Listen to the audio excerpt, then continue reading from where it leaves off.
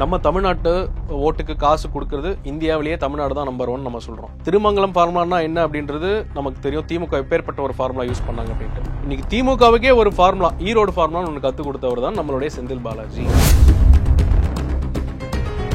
ஆளுங்கட்சி ரெட்டையில எதிர்த்து, எதிர்கட்சி சூரியனை எதிர்த்து ஒரு புது சின்னம், சுயேட்சை சின்னம் வந்து டிடிவி தினகரன் வந்து போயிட்டு ஒரு குக்கர் சின்னத்தில் ஆர்கே நகர்ல ஜெயிக்கிறார். எப்படி திமுகவை டெபாசிட் இலக்க வச்சு ஜெயிக்கிறார். இது டிடிவி தினகரனுடைய வெற்றி நம்ம நினைச்சிட்டு இருக்கோம். இது வந்து செந்தில் பாலாஜியோட ஒரு வெற்றி. இந்த கரண்ட் பில்லை ஏத்தனதுக்கு முக்கியமான காரணம் செந்தில் பாலாஜி. செந்தில் பாலாஜி தான் கரண்ட் பில் நம்ம ஜாஸ்தி கட்ட ஆரம்பிச்சோம். மின் உயர்வு, மின் கட்டு, அதெல்லாம். பிறகு பார்த்தீங்கன்னா இந்த டாஸ்மாக், அவர் தான் ப்ரொஹிபிஷன் அண்ட் எக்ஸைஸ் மினிஸ்டர். டாஸ்மாக்ல 24 மணி நேரம் வைக்கிறானுங்க. சீனியர் மினிஸ்டர்ஸே செந்தில் பாலாஜியை பார்த்து பயப்படுறாங்க. நம்மளுடைய சேகர்பாபு போய் ரிசீவ் பண்றாங்க, RS பாரதி போறாங்க, நம்மளுடைய பொன்முடி அவர்கள் அமைச்சர் போறாங்க. இதுல இருந்தே தெரியுது அவருடைய முக்கியத்துவம் என்ன அப்படின்றது. செந்தில் பாலாஜி வாழ்க அப்படின்ற மாதிரி ஆயிடுச்சு திமுக. அவ்வளவு அமைச்சர்கள் கட்சிக்காரங்க இருக்கிறாங்க. திமுக வாழ்க, இல்ல கலைஞர் வாழ்க, ஸ்டாலின் வாழ்கின்ற போய் இன்னைக்கு செந்தில் பாலாஜி வாழ்கின்ற லெவலுக்கு போயிருக்கு. முதல் ஆபத்து திமுக. இரண்டாவது ஆபத்து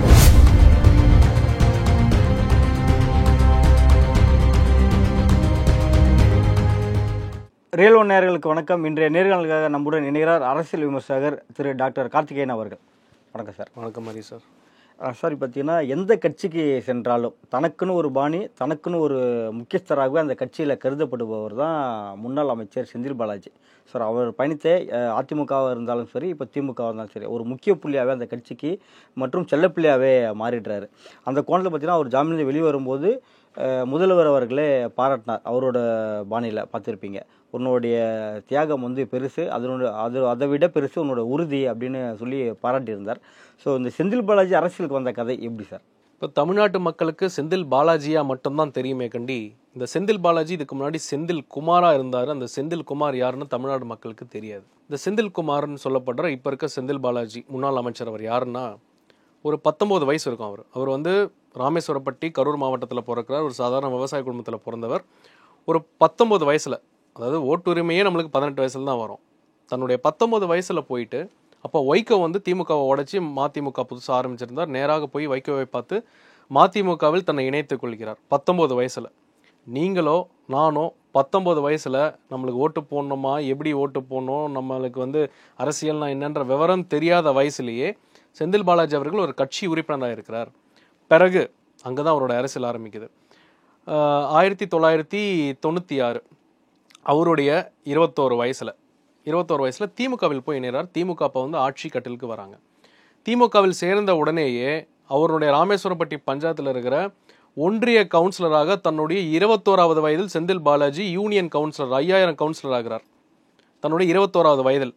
பிறகு திமுகவில் ஒரு 4 வருஷம் பயணிக்கிறார். 2000ஆம் ஆண்டில் அதிமுக இளைஞர் பாசறை உருவாக்குறாங்க. இளைஞர்கள் நிறைய பேர் உள்ள கொண்டு வராங்க அப்படின்றதுனால 2000ஆம் ஆண்டு இவர் போயிட்டு அனைத்து இந்திய அண்ணா திராவிட முன்னேற்ற கழகத்தில் ஜெயிக்கிறாங்க. 2001 அதிமுக ஆட்சிக்கு வருது. அப்போது 2001 நடக்கிற ஊரக உள்ளாட்சி தேர்தலில் கரூர் மாவட்ட கவுன்சிலர், அதாவது 50,000 கவுன்சிலர்னு சொல்லுவாங்க, டிஸ்ட்ரிக்ட் கவுன்சிலராக வந்து பதவி இவர் வந்து ஜெயிக்கிறார். இவர் வெற்றியை பார்த்து உற்று நோக்கி யார் இந்த இளம் வயதில் இருக்கிறன்னு சொல்லிட்டு மாவட்ட மாணவர் அணி பதவி வந்து இவரை தேடி வருது இவருடைய 26வது வயதில். பிறகு அதிமுகவில் பயணிக்கிறார். தன்னுடைய 31வது வயதில் 2006 எலெக்ஷனில் இவருக்கு வந்து கரூர் எம்எல்ஏ தொகுதி கொடுக்குறாங்க. எதுக்காக என்றால் இவர் வந்து சசிகலா அவர்கள் கூடயும் ஜெயலலிதா மேடம் கூடயும் அவங்களுடைய சொந்தக்காரங்க இளவரசின்னு சொல்லப்படுற அவங்க கூட ரொம்ப இணக்கமாக இருக்கிறதுனால இவர் கரூர் எம்எல்ஏ டிக்கெட் கொடுக்குறாங்க. அந்த காலகட்டத்தில் தம்பிதுரை மிகப்பெரிய அதிமுக லீடர்.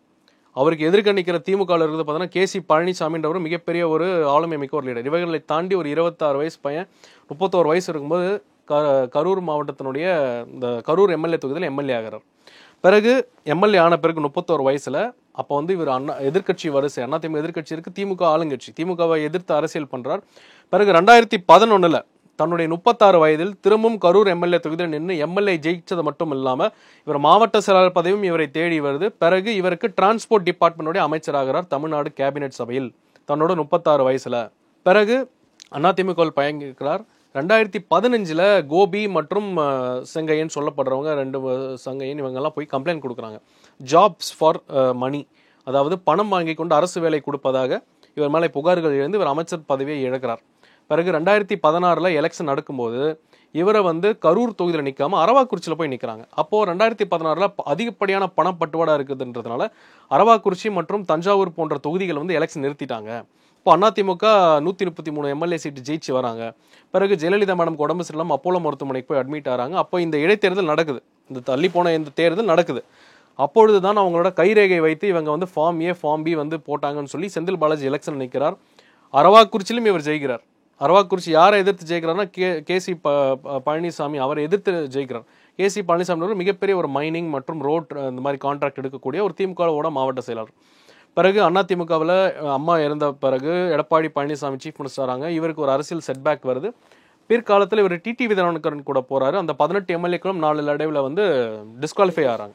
திரும்பவும் அதிமுக போன நினைக்கிறேன், ஆனால் எடப்பாடி பழனிசாமி அவர்கள் சேர்த்துக்கொள்ளவில்லை.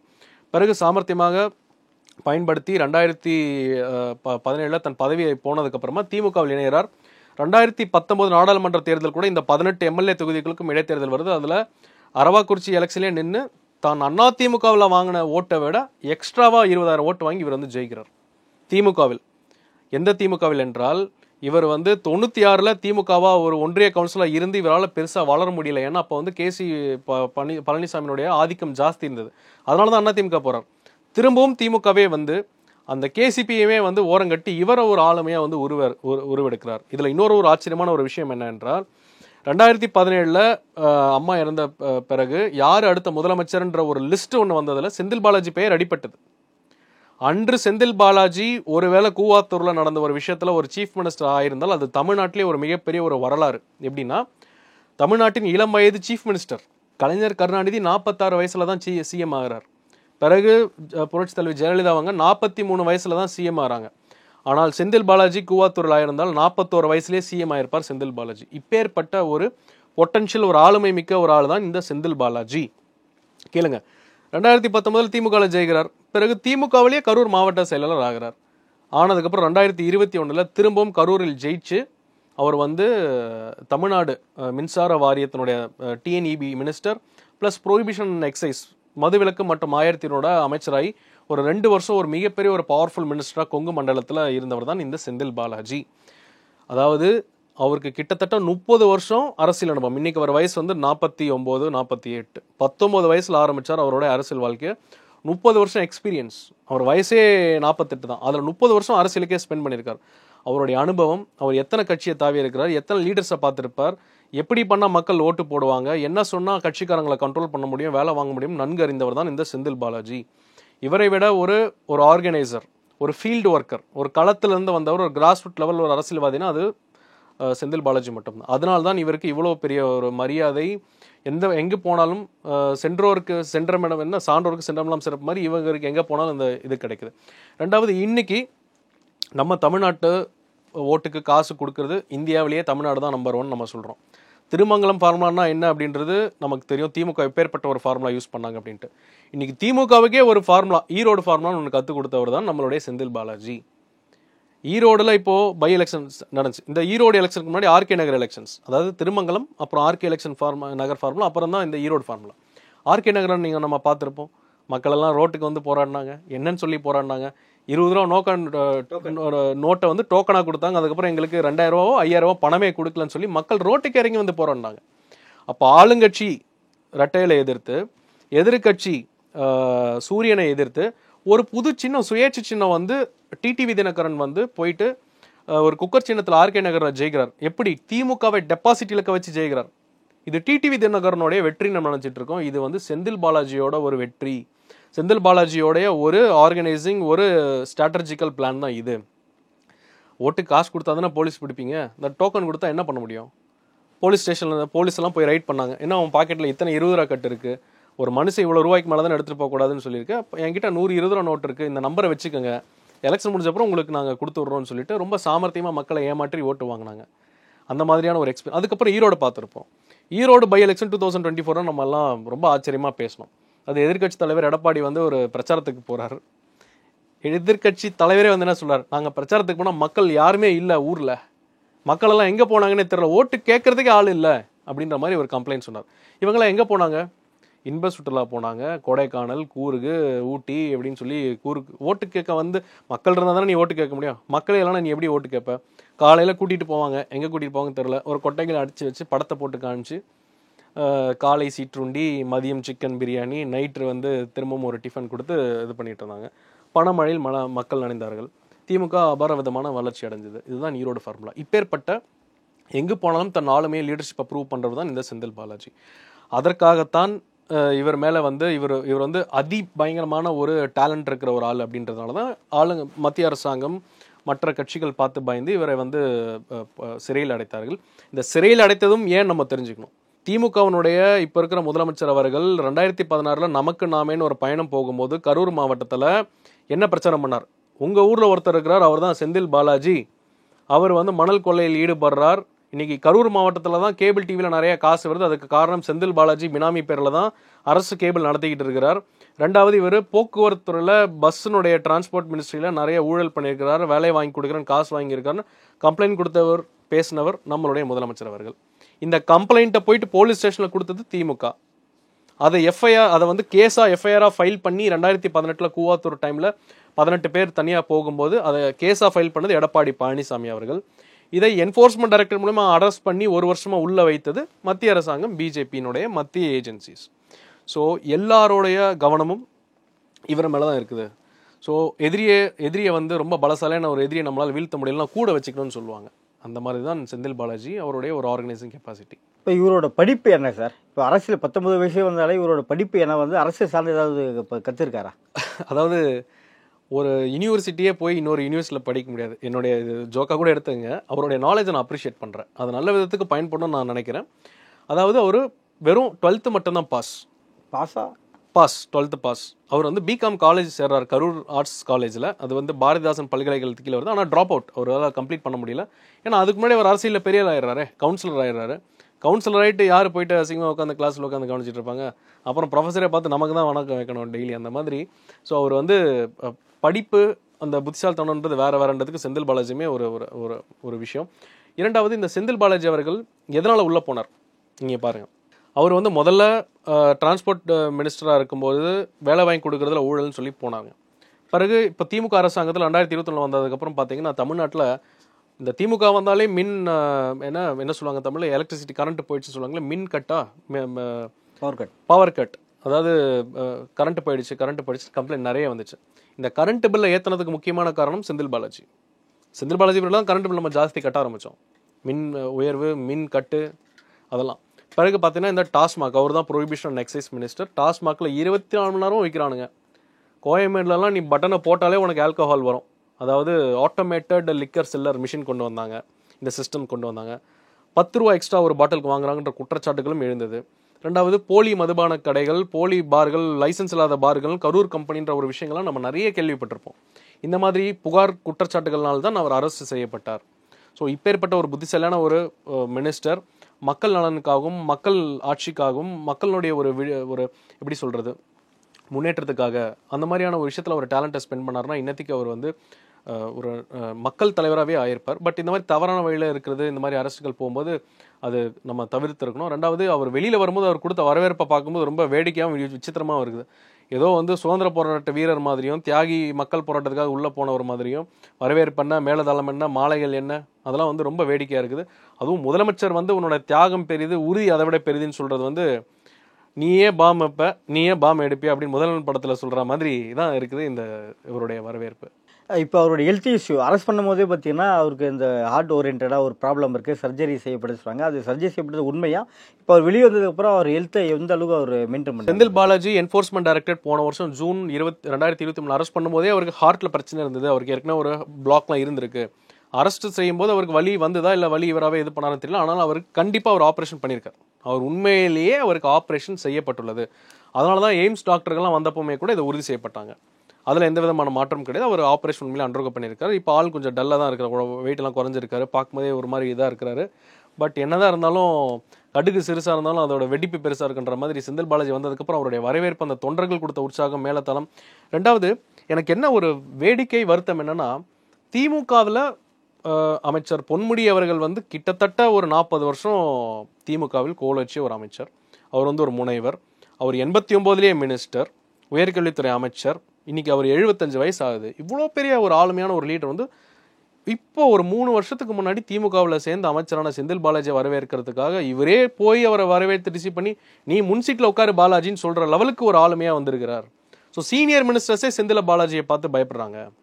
நம்மளுடைய சேகர்பாபு போய் ரிசீவ் பண்றாங்க, RS பாரதி போறாங்க, நம்மளுடைய பொன்முடி அவர்கள் அமைச்சர் போறாங்க. ஸோ இதுலேருந்தே தெரியுது அவருடைய முக்கியத்துவம் என்ன அப்படின்றது.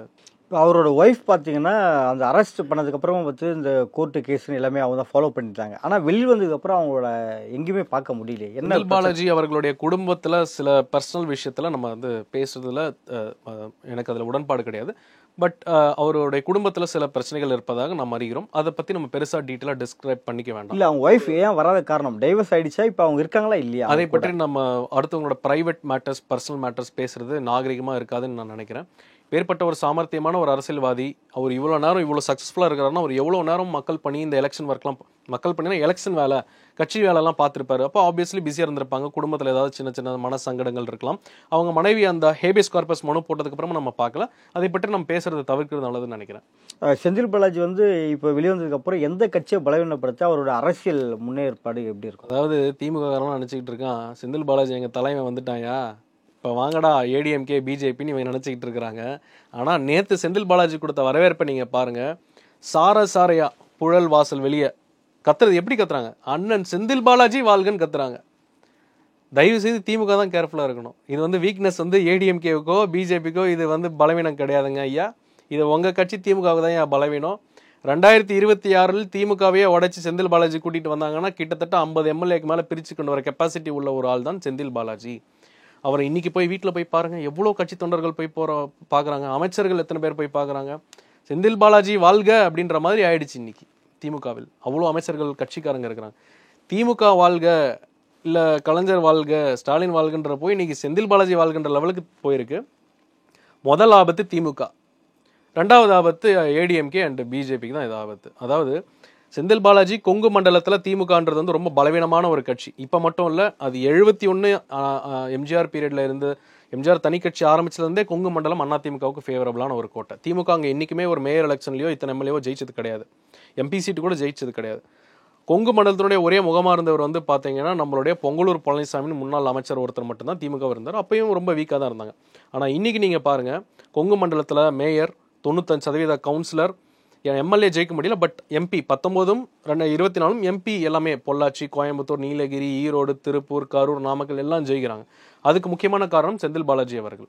இப்போ கொங்கு மண்டலத்தில் ஒரு ஒரு ஒரு அதுதான் இப்போ தமிழ்நாடுடைய டைனமிக்ஸ் பாலிடிக்ஸை டிசைட் பண்ணுறதே கொங்கு மண்டலம். ஏன்னா எடப்பாடி பழனிசாமியும் கவுண்டர் சமுதாயம் சேர்ந்தவர், அதிமுகவை லீட் பண்ணுறார். பிஜேபியினுடைய தலைவர் அண்ணாமலையும் கவுண்டர் சமுதாயத்தை சேர்ந்தவர், அவரும் கொங்கு மண்டலத்தை சேர்ந்தவர் தான். செந்தில் பாலாஜியும் கவுண்டர் சமுதாயத்தை சேர்ந்தவர் தான். அவர் திமுகவில் ஒரு முக்கியமான லீடராக இருக்கிறாங்க. ஸோ இந்த ஒரு போட்டி பொறாமையினால தான் செந்தில் பாலாஜியை சிறையில் தள்ளி அவர் வந்து வீழ்த்தப்பட்டிருக்கிறார். இந்த ஒரு போட்டி பொறாமையினால தான் அதிமுகவுக்கும் பிஜேபிக்குமான கூட்டணி முறிவும் ஏற்பட்டிருக்கிறது. இந்த ஒரு போட்டினால தான் இன்னைக்கு ஏடிஎம்கேவால் 3வது இடத்துக்கு போயிடுச்சு கோயம்புத்தூர் எம்பி எலெக்ஷனில். ஸோ எடப்பாடியினுடைய அதிமுகனது வந்து இட்ஸ் அ சிங்கிங் ஷிப், அது வந்து மூழ்கிற கப்பலாகி போச்சு. ஆனால் அங்கே வந்து அண்ணாமலையினுடைய வளர்ச்சியானது வந்து செந்தில் பாலாஜியினுடைய டாமினேஷனுக்கு கீழே தான் இருக்குது, கண்டி மேலே போகிறதுக்கு கஷ்டம். இதே செந்தில் பாலாஜி ஜெயிலில் இருந்ததுனால தான் இன்றைக்கி வந்து பிஜேபி செகண்ட் வந்திருக்குன்னு கூட நிறைய அரசியல் கருத்து விமர்சனங்கள் பேசுகிறாங்க. செந்தில் பாலாஜி வெளியே வந்து அடுத்து 26க்கு திமுகவுக்கு ஒரு தெம்பாவும் இருக்கும். ஒருவேளை அது பயமுறுத்தலாம், அச்சுறுத்தலாம் கூட இருக்கலாம், நமக்கு தெரியவில்லை. நடப்பு அரசியல் குறித்து பல்வேறு கருத்துக்களை பதிவு மிக்க நன்றி. நன்றி சார், தேங்க்யூ.